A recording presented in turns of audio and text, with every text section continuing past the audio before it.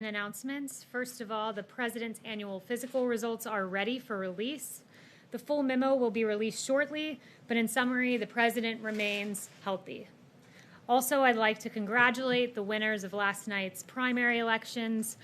President Trump has now endorsed candidates and has a 64-0 record in congressional, special, and primary election races since the midterms, demonstrating the strength of and support for the President's agenda across the country, as evidenced in the 64 consecutive congressional, special, and primary elections over the past 13 months. So next, I want to transition to talking about some of the things going on around the country.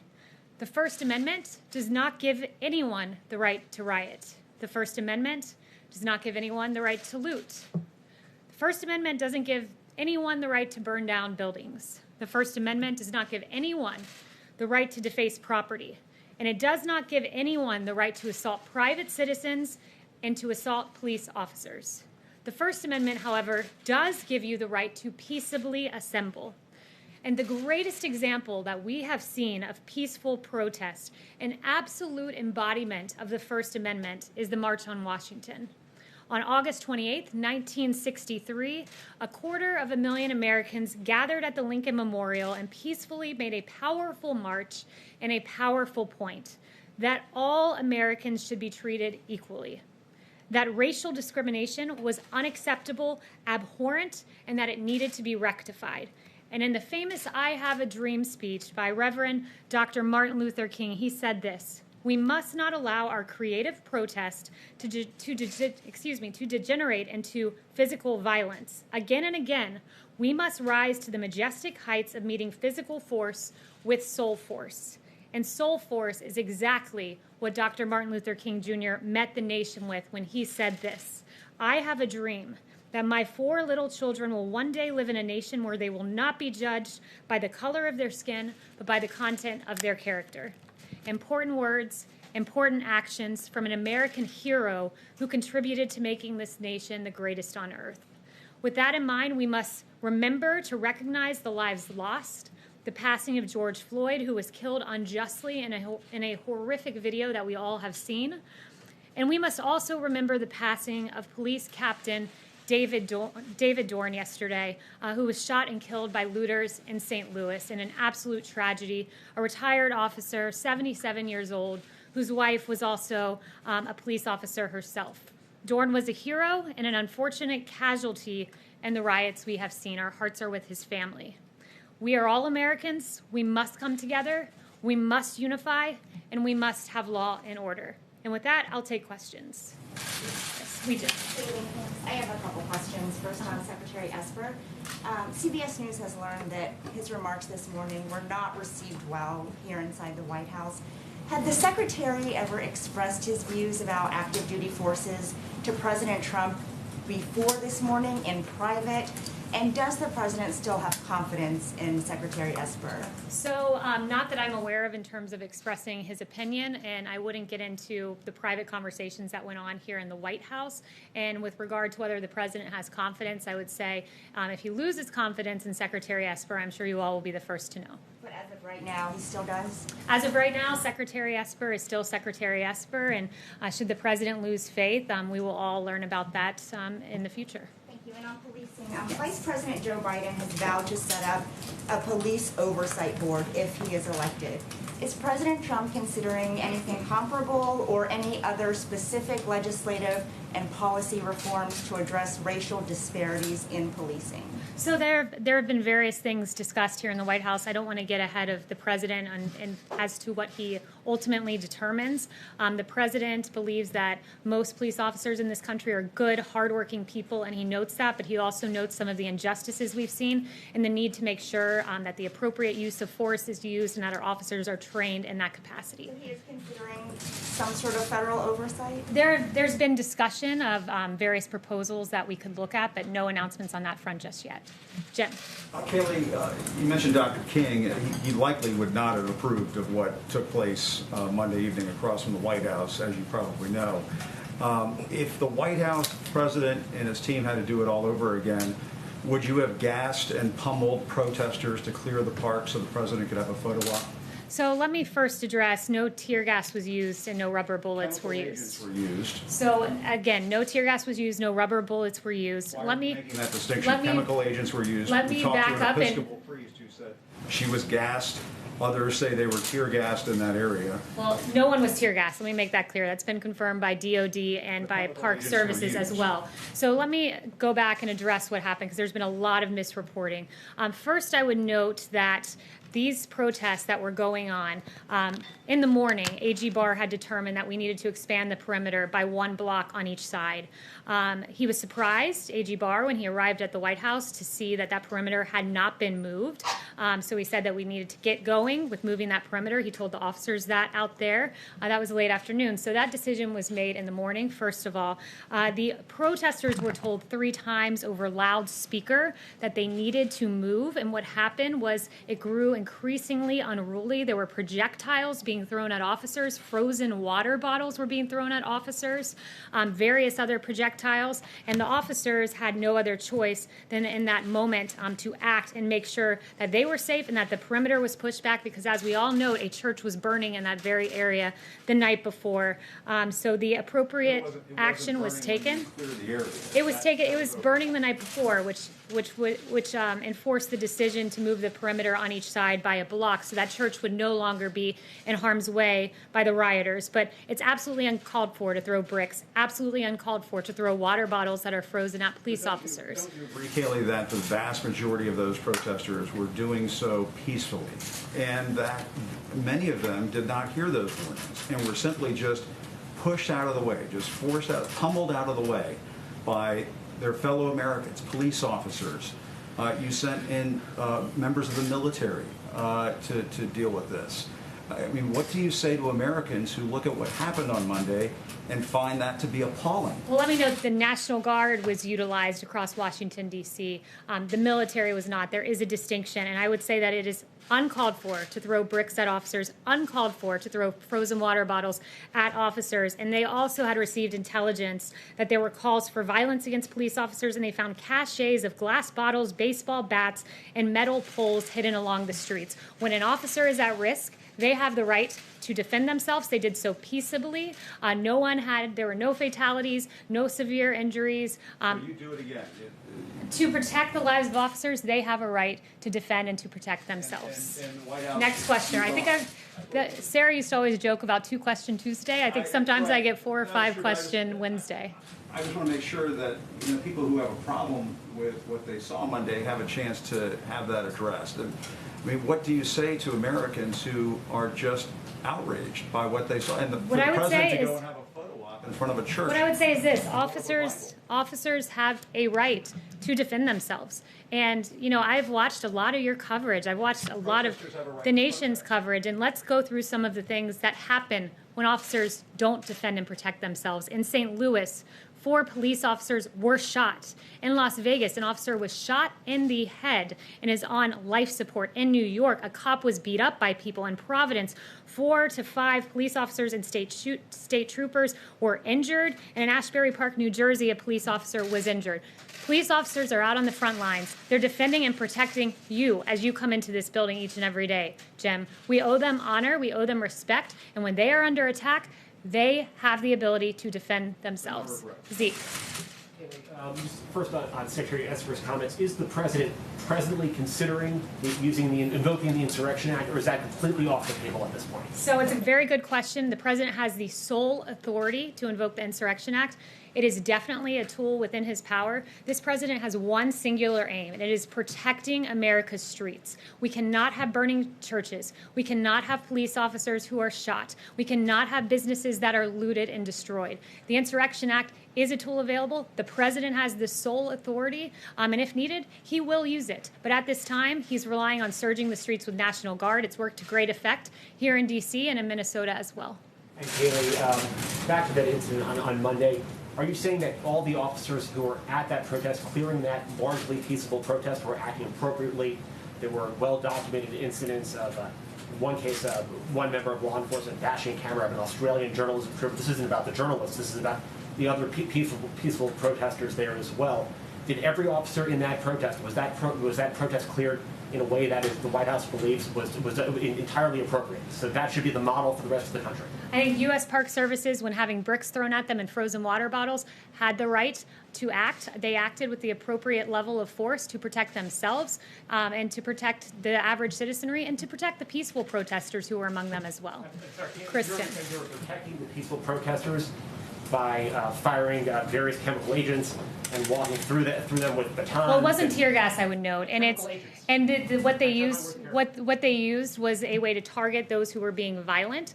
They used the minimal force that they could to ensure that situation was safe, to ensure St. John's Church would not burn a second night in a row, and to ensure that no officers were injured in the manner that I listed off, that several officers have been injured and shot at in the course of these riots. Kristen. Thank you, Kayleigh. I have a question about the decision-making process before going to the church on Monday night.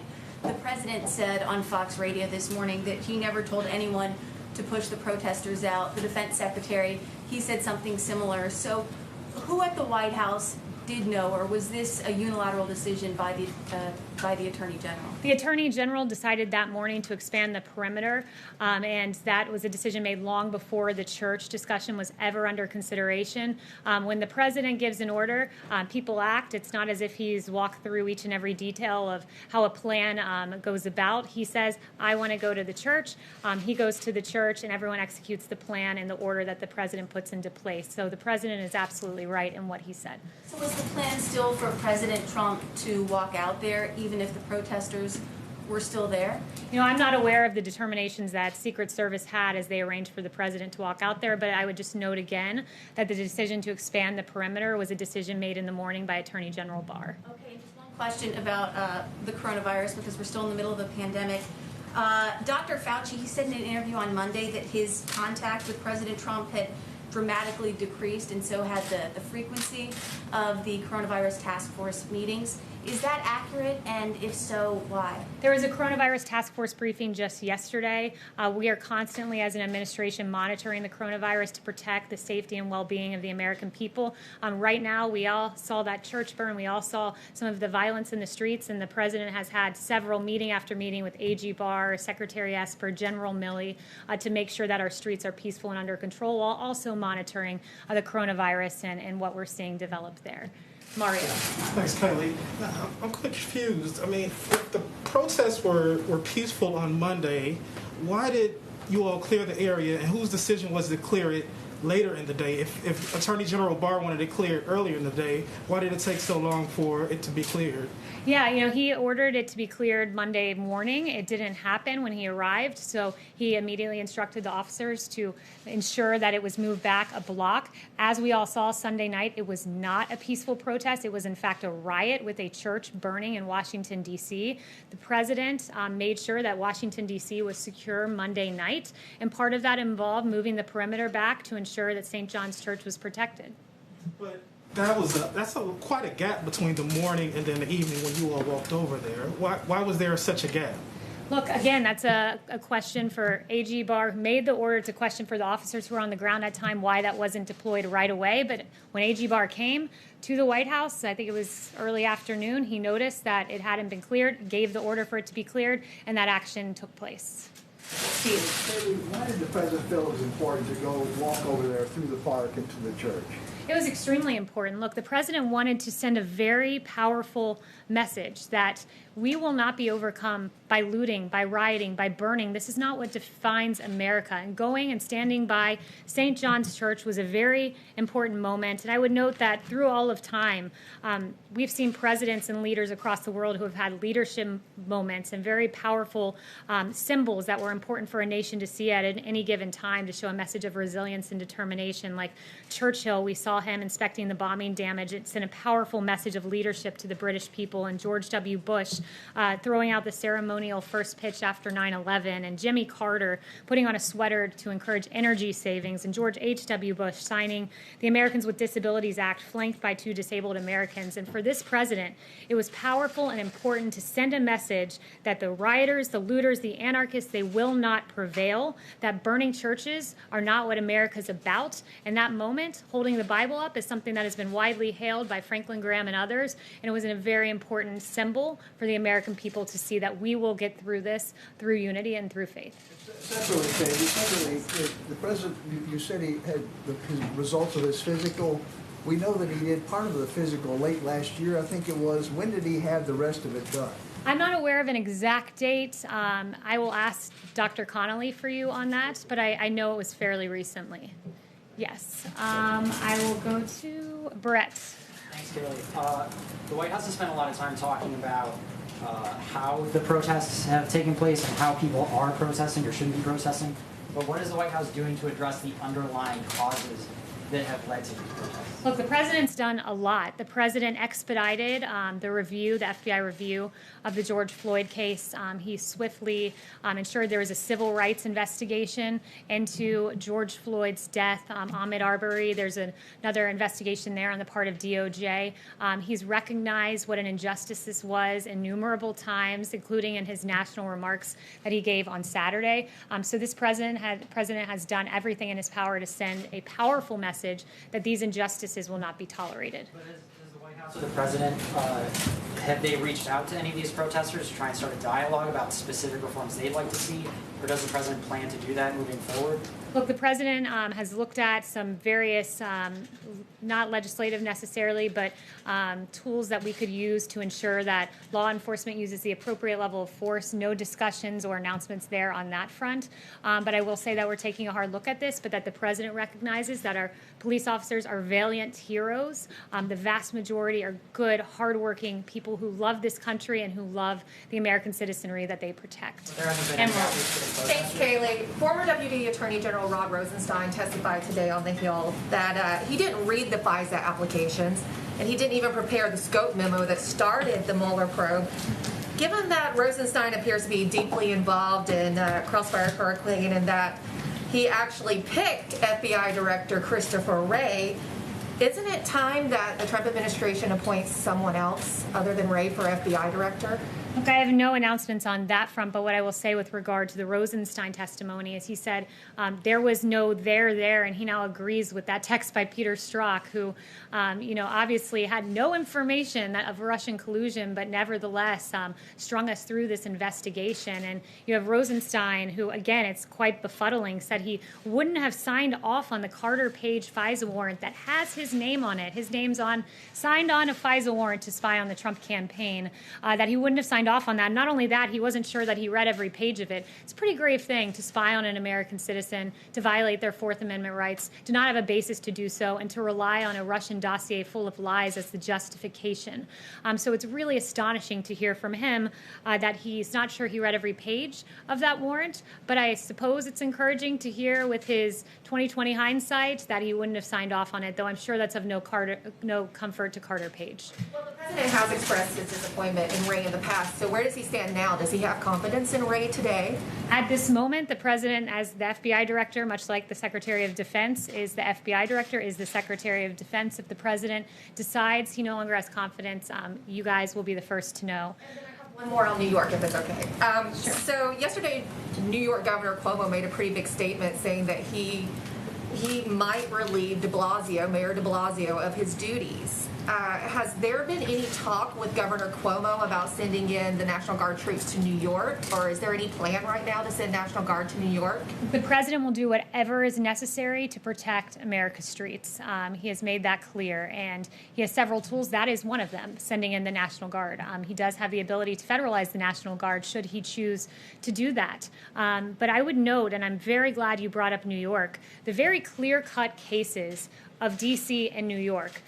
D.C. was in chaos on Sunday night when you saw the burning of the church, when Mayor Bowser did not set the curfew, as she had it at 11 p.m. The president said this is unacceptable. He's always preferred devolving to the states. They have the police power. It's their responsibility to protect the streets. But when the president saw that on Sunday night, he took action immediately. He surged the National Guard, encouraged states to accept their National Guard. He went on and on with several various actions. He gave a very powerful speech saying, if you don't act, I will. He noted that the military would be on hand should it be necessary. His bold action, his swift action, made D.C. a much different story Monday night. And contrasting the images of D.C. on Monday night and New York on Monday night, where there was rampant looting looting, where we saw Macy's department store looted, Coach store looted, violence in the streets. New York acted in a way that was inappropriate. They didn't deploy the National Guard. They set an 11 p.m. curfew, even after they saw the disastrous results of Mayor Bowser's 11 p.m. curfew. And the president said, I will call Antifa a domestic terrorist group. What was New York doing? New York was arresting people on burglary charges and then releasing 500 individuals after they had arrested them. So the weak-kneed policies of New York stand in stark contrast to the law and order policies of this president that has succeeded in securing this city, as we've seen the last 2 nights. Next, we'll go to Lachlan. Thank you, Kayleigh. Putting aside the conduct of individual officers, does the president believe that there's a systemic bias in American law enforcement against African Americans? The president believes that there are injustices, and he has pointed them out, and he has not hesitated in pointing out injustices, going back to his time as a primary candidate when he called Sandra Bland and the use of force against her in the video that we all saw terrible. He did not hesitate when he saw the video of George Floyd. He was really upset by that video, as I noted. We've got the civil rights investigation into Ahmaud Arbery. He points out injustices, but he also notes this, that our police officers are good people. I've seen them out there on the streets protecting people. I've played the videos for you of the police embracing protesters, standing with the protesters. They're good, hardworking people. They protect our streets. That is what law enforcement is about. But at the same time, the president will note and he will call out injustices. And this is a president who's not hesitated in doing that when the time was right. Individual actions, but does he believe that the problem is systemic and endemic to American law enforcement? The president believes there are some examples of injustices. He calls them out. This is a president who, when Democrats for so many years talked about criminal justice reform and the disparities, the racial disparities in sentencing, President Obama didn't do that. Guess who fixed that? It was President Trump with the First Step Act, who engaged in sentencing reform and who really rectified some of the disparities we saw there. So, I think Democrats, others, Republicans should hail this president for calling out injustices when he sees them, either in a case-by-case basis or in the form of the First Step Act, where he noted the disparity in sentencing reforms. Josh. There's been a number of explanations on the clearing the park. One, that there was an attempt to enforce curfew. Another, that there was violent protesters from the park police. DOJ saying that it was previously going to be done anyway. Can you explain to us what the reason from the White House's perspective was for clearing the park? Why the White House wanted it done? So it wasn't the White House. As I said, it was A.G. Barr who expanded it was A.G. Barr who said the perimeter needed to be expanded 1 block each way because we were not going to see the church burn another night. I've already gone through in meticulous detail with my friend Jem here how it came about that perimeter was eventually moved, and I'm not going to repeat myself again. So that would have been done anyway, even if it would not have been violent protesters, that would have happened? No, there were 3 announcements. So if the protesters had remained peaceful and had moved the perimeter as they were instructed to do, not 1, not 2, but 3 times via loudspeaker, it would have looked different. But when bricks are thrown, rest assured, officers will protect themselves. Chanel. The question, you said the president said today that he went down to the basement to inspect it over the weekend. What was the point of the inspection? What was he looking for? Look, I won't go further than what the president has said because those are security matters, and I won't engage on that kind of discussion. Yes, Chanel. Kayleigh, so going back to Rosenstein, what is the president's response to the fact that neither Rosenstein nor Christopher Wray seem willing to take responsibility for the illegal wiretapping that took place on the Trump campaign? I also have a question on the Insurrection Act. Yeah, I would say, look, the president is dismayed. This happened to the president's campaign. A Republican campaign was spied on by a Democratic presidency, a Democratic administration, based on a dossier paid for by his opponent, Hillary Clinton, and the DNC. This is absolutely extraordinary. It is the biggest political scandal that we've seen. And the lack of journalistic curiosity on this front is appalling when you have multiple instances of people who were saying one thing under oath from the Obama administration and saying another thing in public, that they had direct evidence of Russian collusion. I mean, that's extraordinary. Adam Schiff, I've got direct evidence, when in fact we know there was none in the Mueller report after spending millions of taxpayer dollars, totally and completely exonerated President Trump. It was a travesty, and we hope to get to the bottom of this because it should never be done again in American politics to any president of either political party. On the Insurrection Act, Secretary Esper this morning said that he opposes it. The last time it was used was 1992. How close is the White House to actually using the Insurrection Act? Is that a last resort measure, or is this a real possibility at this moment? Well, if you've noticed, the president has been going down a line of progression. And the first point was allow governors to do their job, allow mayors like Bill de Blasio to do their job, the police power, which is embedded in the 10th Amendment of this Constitution. That's how this country is supposed to work. Governor Cuomo is supposed to ensure that his state is protected. Mayor de Blasio is supposed to ensure that New York City is protected. They failed at their job. There was looting all across New York City. There were fires burning here in D.C. when Mayor Bowser was in control. So this president on Monday took definitive action with that speech saying, if necessary, the military is here. You must surge the National Guard. He took action, and he shored up and made sure that D.C. remained peaceful. So this president has gone and said the National Guard is the next step. That seemed to be working here in New York, in D.C. We'll see if it continues to work. But rest assured, he has the sole authority to invoke the Insurrection Act, and if necessary, he will do so to protect American citizens.